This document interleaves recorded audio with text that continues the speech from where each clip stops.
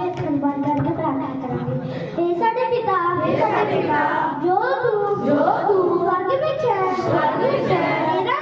तेरा नाम पाक मन्निया जावे तेरा राज आवे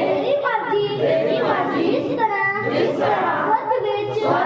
पूरी होती है धरती ते भी होवे साडी रोज दी रोटी आज सानू दियो साडे कर्ज सानू माफ करो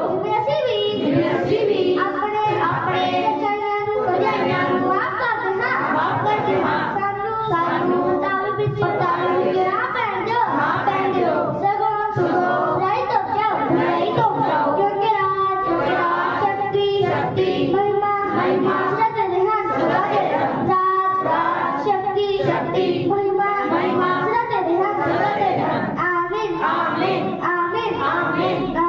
आमीन।